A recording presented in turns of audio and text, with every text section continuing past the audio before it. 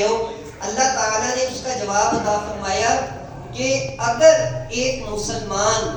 اپنے نبی کا حکم نہیں مانتا نا تو اس کا ایمان کامل ہو ہی نہیں سکتا،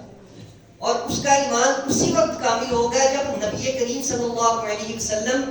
جو حکم جس طرح دے دیں اس طریقے سے اس کو وہ مان لے۔ اور تم یہ سمجھتے ہو کہ اگر مدینہ کے اندر ہوتے تو شاید نقصان نہ ہوتا، اللہ تعالیٰ نے جواب دیا کہ اگر تم اپنے گھروں کے اندر بھی ہوتے تو کوئی شخص بھی موت سے بچ نہیں سکتا۔ اگر موت میں آنا ہوتا تو وہ تمہارے گھروں پر بھی آ جاتی، لیکن مسلمانوں کی یہ شان ہے کہ جب اللہ اور اس کے رسول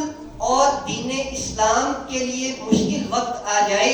تو پھر نہ تو وہ اپنی جانوں کو قربان کرنے سے دریغ کرتے ہیں، نہ اپنے مال کو قربان کرنے سے دریغ کرتے ہیں، نہ اپنی اولاد کو قربان کرنے سے دریغ کرتے ہیں۔ تو یہ جواب اللہ تعالیٰ نے عطا فرمایا، اور پھر اللہ تعالیٰ نے خاص طور پر نبی کریم صلی اللہ علیہ وسلم کے بارے میں فرمایا کہ اے محبوب، آپ کا جو یہ نرم رویہ ہے، آپ کا یہ جو اخلاق حسنہ ہے، یہ اتنا عظیم ہے کہ آپ کے اسی اخلاق حسنہ کی وجہ سے یہ تمام صحابہ آپ کے ارد گرد موجود ہیں۔ تو آپ ان سے ناراضگی کا اظہار نہ فرمائیے، انہوں نے غلطی تو کی ہے لیکن انہوں نے انجانے میں غلطی کی ہے، اللہ تعالیٰ بخشنے والا ہے، اے محبوب آپ بھی ان کو معاف فرما دیجیے۔ اس سے یہی پتہ لگا کہ اللہ تعالیٰ کی بارگاہ میں جب تم نے کوئی استغفار کرنا ہے تو وہ نبی کریم صلی اللہ علیہ وسلم آپ کے وسیلے کے ساتھ ہی اللہ تعالیٰ کی بارگاہ میں توبہ زیادہ قبول ہوتی ہے۔ اللہ تعالیٰ نے فرمایا کہ اے محبوب ان کو آپ بھی معاف فرما دیجئے، اور پھر اللہ تعالیٰ نے مسلمانوں کو یہ باور کرایا کہ کیا تم یہ سمجھتے ہو کہ یہ دنیاوی مال بڑا اہم ہے،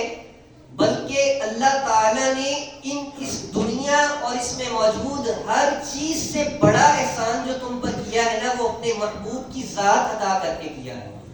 اللہ تعالیٰ نے فرمایا لقد من اللہ علی المؤمنین، کہ اللہ تعالیٰ نے مومنوں پر جو سب سے بڑا احسان فرمایا ہے نا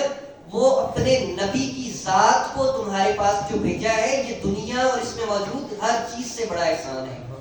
تو آپ کی ذات مبارکہ، آپ کے احکام، آپ کے قول کو کبھی بھی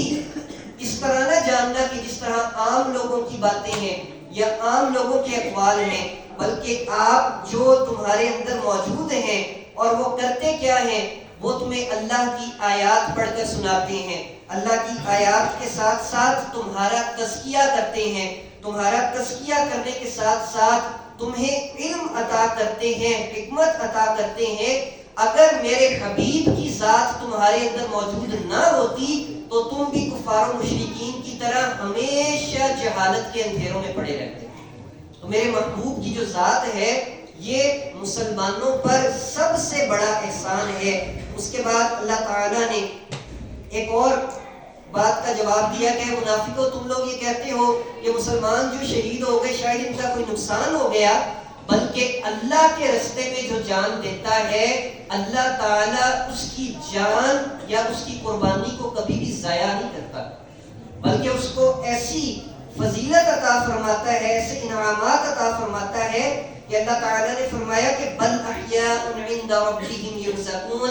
کہ یہ لوگ جو میرے نبی کے صحابہ دین اسلام اپنے نبی کے لیے جو نکل کر شہید ہوئے ہیں، ان کا مقام اور مرتبہ یہ ہے کہ اللہ کی بارگاہ میں یہ زندہ بھی ہیں اور اللہ تعالیٰ ان کو رزق بھی عطا فرماتا ہے۔ اور